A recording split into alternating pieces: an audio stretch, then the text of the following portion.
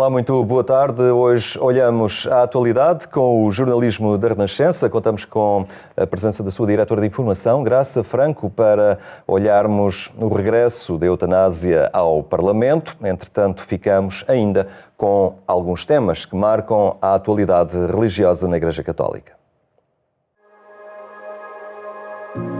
Cari fratelli e sorelle, buongiorno.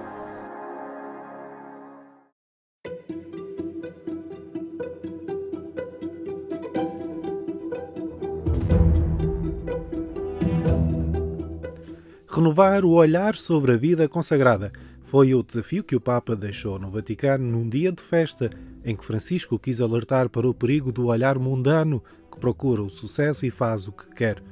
O primeiro Papa jesuíta da história, que viveu por dentro a vida consagrada, pede que todos recuperem o olhar com que se apaixonaram por esta opção radical. Anche voi, cari fratelli e sorelle consacrati, siete uomini e donne semplici, che avete visto il tesoro che vale più di tutti gli averi del mondo. Per esso avete lasciato cose preziose come i beni, come crearvi una famiglia vostra. Perché l'avete fatto? Perché vi siete innamorati di Gesù, avete visto tutto in Lui e rapiti dal suo sguardo avete lasciato il resto.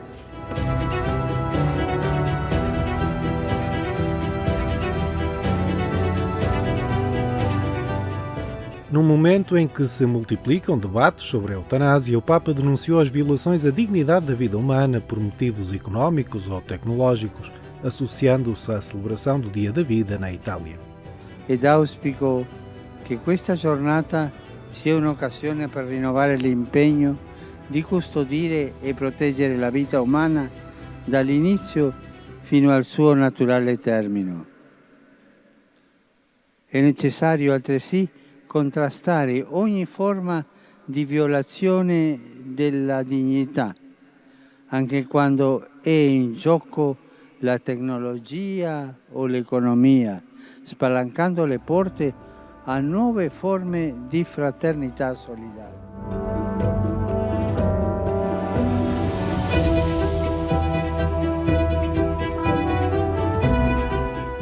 Um ano depois da assinatura da histórica Declaração sobre a Fraternidade Humana em Abu Dhabi com o grão-imã de Al-Azhar, o Papa quis deixar uma mensagem contra o extremismo religioso e o terrorismo. Oggi celebriamo il primo anniversario di questo grande evento umanitario sperando in un futuro migliore per l'umanità, un futuro libero dall'odio, dal rancore, dall'estremismo e dal terrorismo, in cui prevalgano i valori della pace, dell'amore e la fratellanza.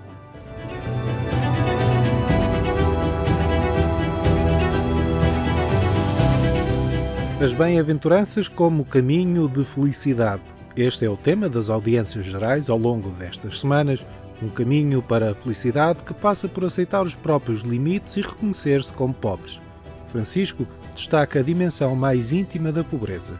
Siamo tutti poveri in spirito, siamo mendicanti, è la condizione umana. Il regno di Dio è dei poveri in spirito. Ci sono quelli che hanno i regni di questo mondo, hanno beni e hanno comodità, ma sono regni che finiscono. Il potere degli uomini, anche gli imperi più grandi passano e scompaiono. Pater et Filius et Spiritus Sanctus. Amen.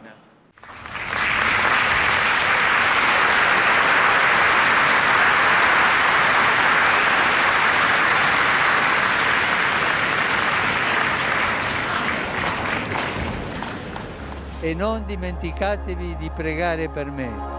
Arrivederci. Um quadro único em xilogravura onde Monsenhor Nunes Pereira gravou a arte de cuidar está exposto no Seminário de Coimbra.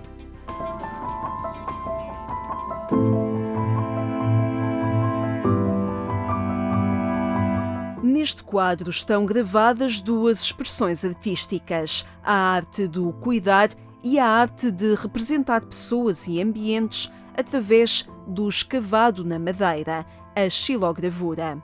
A juntar a essas duas expressões, um artista da xilogravura, Monsenhor Nunes Pereira, que doou o seu espólio ao Seminário Maior de Coimbra, onde residia e onde tinha a sua oficina, agora transformada em museu. Por aqui permanecem memórias do seu engenho e da sua dedicação a um tipo de arte que permanece no esquecimento e que o Seminário de Coimbra quer dar relevo, também através de exposições temporárias. Este quadro faz parte da última dessas exposições. Ele resulta de um pedido de uma enfermeira ao próprio Monsenhor Nunes Pereira para que representasse a arte de cuidar na vida de Florence Nightingale. Este quadro mostra um momento muito específico da carreira dela, que foi na Guerra da Crimeia. Portanto, a Inglaterra esteve em guerra e então ela era a pessoa mais habilitada para ir prestar auxílio aos soldados feridos e etc. E então este tema do cuidar do outro vem mesmo no seguimento de esta obra. Considerada a fundadora da enfermagem moderna, a patroa dos enfermeiros, inaugurou formas de cuidar que Monsenhor Nunes Pereira gravou neste quadro. O quadro foi dividido, seccionado em pormenores. Por exemplo, há pormenores muito interessantes como a lâmpada. A lâmpada é o símbolo da enfermagem, mas também pode ser, pode nos levar a que nós somos a luz para alguém que está em sofrimento. Depois temos uma mão, a mão que ampara, a mão que cuida, portanto também há essa possibilidade. Depois temos também a presença, nós podemos ter uma presença de esperança no meio do sofrimento que aquelas pessoas vivem. Tem ali 10 pessoas, portanto 10 pessoas representadas que prefaz também a totalidade dos dedos das mãos, não é? O crucifixo tem a ver com, foi uma novidade que o Nunes Pereira introduziu no quadro, que tem a ver com o chamado. Florence Nightingale, aos 17 anos, ela diz que sentiu o chamado de Deus e ela percebeu que seria através da enfermagem que ela iria cuidar dos outros. Portanto, ela sentiu que a missão dela neste mundo seria o cuidar dos outros.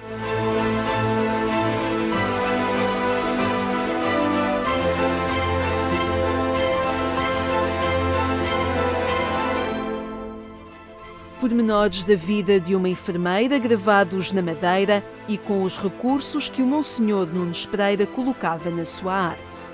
Aquilo que eu destaco na obra do Nunes Pereira são 3 pontos que eu acho que são basilares na obra dele, que é a direção do olhar.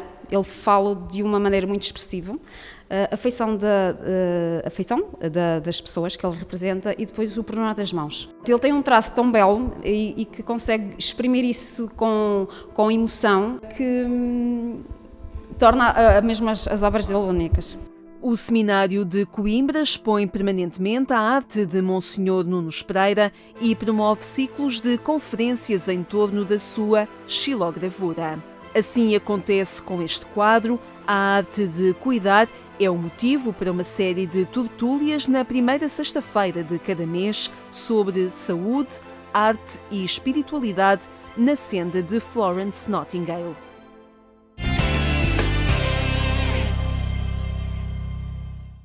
Agência.eclésia.pt é o portal informativo da Igreja Católica, onde encontra estes temas e outros em atualização permanente.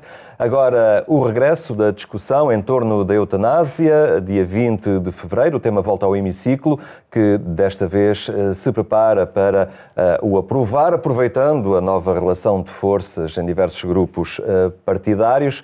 Graça Franco, obrigado por estar uma vez mais aqui no programa Eclésia. Há esta insistência de regressar com o tema, com esta discussão em torno da eutanásia, até porque os promotores de alguns projetos encontram agora um Parlamento diferente e, à partida, mais favorável a que a lei passe. De facto, este é o momento ideal do ponto de vista da conjugação de forças dentro do Parlamento para fazer passar um projeto que desta vez tem em relação aos projetos anteriores uma legitimação em relação aos promotores dos projetos, porque na legislatura anterior era o Bloco de Esquerda, como aliás é agora também o Bloco de Esquerda, a desencadear o processo legislativo, mas no seu programa de governo nem sequer referia a questão da eutanásia. Portanto, havia ali assim claramente o fazer passar uma lei que nem sequer tinha ido a eleições. Desta vez não, estava contido no programa do Bloco de Esquerda, estava contido no programa do PS, estava contida a proposta no programa da Iniciativa Liberal, do PEV e do PAN e, portanto, desse ponto de vista, digamos que foi a eleições esta questão. Não foi, contudo, tema de debate nas eleições, porque, sendo visto como um tema fraturante, passou ali pelos intervalos da chuva e nenhum, mesmo aqueles que consideram que é uma lei prioritária, como o Bloco. Ninguém gosta desta bandeira. Exato, fez isso cavalo de batalha. Iam dizendo, bom, nós já conseguimos o aborto, vamos conseguir a eutanásia, mas não promovendo um debate nesse sentido. Contudo, aquilo que está em causa não é tanto haver ou não haver debate, é haver ou não haver esclarecimento sobre uma questão que é uma questão civilizacional, ou seja, que não é, digamos, mais uma lei que passa com uma conjuntura que deste ponto de vista é favorável, porque temos um líder do PSD que é favorável à eutanásia, embora dê liberdade aos seus deputados. Temos um líder do PS que também vai dar liberdade de voto e que apresenta uma iniciativa, que é a Iniciativa Almeida Santos, e, no fundo, os partidos no espectro parlamentar que se mostram contas, é uma pontinha à direita, porque o CDS está ali reduzido ao partido do táxi, e depois há o Novo Chega, que é um único deputado, embora um deputado bastante barulhento. E, portanto, há um empurrar para a direita o eleitorado que é contra a eutanásia. Contudo, na sociedade, não é? Não está feita essa avaliação e nós basta reunir 4 ou 5 amigos num espaço de café para sabermos que é uma questão que suscita dúvidas a muitíssima gente e que, sobretudo, é confundida ainda entre muitíssima gente. Ou seja, há uma nota da Conferência Episcopal que eu acho que, lamentavelmente, também não foi discutida entre os cristãos, não foi debatida, não foi, digamos, interiorizada e que suscita uma enorme confusão. Ou seja, por exemplo, aquilo que é claramente o encarniçamento terapêutico, ou seja, levar para além do razoável tratamentos sem esperança de cura e que provocam, no fundo, um sofrimento acrescido no doente. Nunca a Igreja foi favorável a isso. Exato, é uma má prática médica. É, aliás, proibido pela boa prática médica. Não é eutanásia, é a chamada distanásia, mas a maior parte das pessoas nem nunca ouviu falar nesta palavra e confunde as duas coisas. Confunde aquilo que é absolutamente legítimo que um doente diga, que é: eu não quero fazer mais um ciclo de quimioterapia ou radioterapia ou o que quer que seja, porque eu considero, eu própria estou disposta a aceitar que a minha vida vai ser mais curta, mas vai ser mais curta, naturalmente mais curta. Portanto, isso é uma coisa que não tem nada a ver com a eutanásia, como não tem nada a ver com a eutanásia. Muitas das situações que são chamadas ligadas à máquina e que é prolongar artificialmente a vida de um moribundo. Isso também não é eutanásia. Claro. A eutanásia é aquilo que tem hora certa e marcada, resulta de uma recusa de tratamentos razoáveis, Portanto, há toda uma conjuntura que faz com que muitas pessoas sejam pró-eutanásia, não sendo pró-eutanásia, não é verdade? Claro. E outras pessoas sejam contra, sem saber muito bem sobre o que é que são contra. E, ou seja, acha que há, por parte dos deputados, uma certa leviandade ou um empurrão ideológico de tal forma forte que as pessoas já nem questionam e associam isto a uma modernidade que ninguém percebe bem o que é. Não, os deputados não sei se têm a mesma confusão nas respectivas cabeças, mas pelo menos estes deputados em concreto não foram, por exemplo, esclarecidos pelas audições que a legislatura anterior convocou. Aliás, foram tão apressados a colocar a lei em votação que nem sequer esperaram pelo Conselho, que é obrigatório, do Conselho para as Ciências da Vida, dado a estes projetos em concreto. O Conselho teria preparado a sua avaliação para dia 17, a lei é votada a 20. Portanto, significa 3 dias para digerir aquilo que é o parecer do Conselho, que é manifestamente pouco, em questões de vida ou de morte. A Iniciativa Liberal apresentou ontem o seu projeto, portanto, o parecer do Conselho para as Ciências da Vida sobre o projeto concreto da Iniciativa Liberal surgirá ainda mais tarde, imagino. Portanto, há aqui assim uma espécie, como dizia António José Seguro, qual é a pressa, não é? Qual é a pressa? A pressa é beneficiar desta conjuntura favorável em que a lei passa praticamente certeza, dependendo, claro, dos votos em consciência Não, nem esses chegam, não é? Do PSD e do PS. Era preciso que o PS e o PS entre si tivessem votos de consciência, ou seja, votos de deputados que votam um bocadinho ao contrário do parecer dos seus livros ou das suas próprias iniciativas e, portanto, isso não vai acontecer. E depois parece haver aqui uma certa ingenuidade, não sei, quando olhamos o que se passa noutros países e a forma galopante como a eutanásia vai sendo aplicada sem critério e a pedido, às vezes, em que já tudo cabe, e aqui os enquadramentos dos projetos depois são apresentados com todas as seguranças e com todas as linhas vermelhas que parece tudo uma grande ingenuidade, não é? Eu sei que não é? sou um caso típico, porque eu participei na discussão da liberalização da eutanásia na Bélgica e, portanto, há 18 anos que eu participei em debates e, nessa altura, havia um único caso de legalização da eutanásia, que era da vizinha Holanda, que tinha menos de um ano de execução. E, portanto, a discussão fazia-se em quais os limites em que vamos permitir a eutanásia, e os limites eram muito apertados, tudo era discutido sempre em torno de um caso especial, aliás, muito vulgarizado pelo filme Mar Adentro, em que uma pessoa tetraplégica não perde toda a sua capacidade de locomoção, etc. Portanto, casos sempre muito extremos.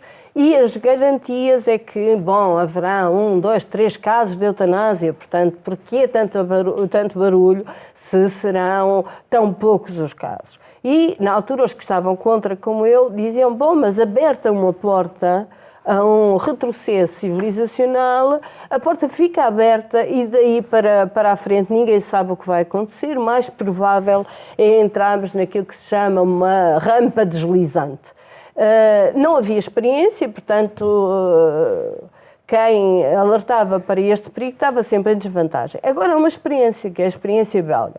Essa experiência tem 18 anos. Aquilo que era considerado inultrapassável, por exemplo, aplicar a crianças, dizia-se na altura jamais, e o jamais era mesmo em francês, não é? Portanto, era jamais, portanto, nunca isso será permitido.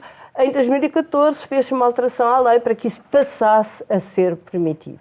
Nunca aplicar a dementes. Bom, já foi aplicada a pessoas com Alzheimer com o pretexto de que antes desse estádio de confusão permanente, a pessoa tinha declarado por escrito que sim. Ninguém sabe se esse estádio de confusão permanente o que é exatamente, porque ninguém... Portanto, os números revelam que realmente não se abriu uma porta, abriram-se várias. Há mais de 3 mil casos por ano, portanto, aqueles casos muito excepcionais, não sei o quê, e o número tem sempre vindo a crescer. Claro. De tal forma que na sociedade há sinais de uma aceitação banal, portanto, há festas de despedida daqueles que pedem a eutanásia, portanto, há uma aceitação generalizada. Daí o retrocesso civilizacional. Sim, é o que dá significado à expressão, porque banalizou-se não é só isso, realmente. Em Roma, na Grécia, em várias culturas da Índia, foi praticado até, digamos, ao tempo do cristianismo, que vem, de facto, alterar depois a lei. Porque nessa altura, nessas sociedades, era uma questão banal. Em alguns casos mesmo era uma questão consagrada. Portanto, aqui há um retrocesso civilizacional que é mesmo um retrocesso civilizacional. Quer dizer, não há uma metáfora que diz... Sim. Não, é mesmo. Não é de metáforas, infelizmente. Vamos acompanhar, vamos aguardar, ver o que é que também os cristãos da Igreja poderá ser a sua missão desafiada a fazer. Bom, e de alguma forma ser sinal de contradição e de diferença, não é? Há uma nota pastoral que as pessoas já podem ler sobre a eutanásia e esclarecer aí muitas perguntas. A posição do Bispo do Porto é a que é, portanto, considera que até um referendo será melhor. Eu confesso que acho que a vida nunca é referendável e que não será um referendo a legitimar esta lei, mas enfim, aí os cristãos dividem-se sobre o que há a fazer, mas para já uma manifestação, pelo menos, marcada para dia 20, já será um bocadinho tarde, é o dia da apreciação da lei, mas pelo menos marcar presença aí talvez não seja mau. Um tema que vamos continuar então a acompanhar. Obrigado, Graça Franco, por ter estado aqui connosco. Termino a lembrar que mais logo, pelas 22h45, pode ainda acompanhar na Antena 1 a edição rádio do programa Eclésia. Obrigado por ter estado connosco. Tenha então uma ótima tarde e até amanhã, se Deus quiser.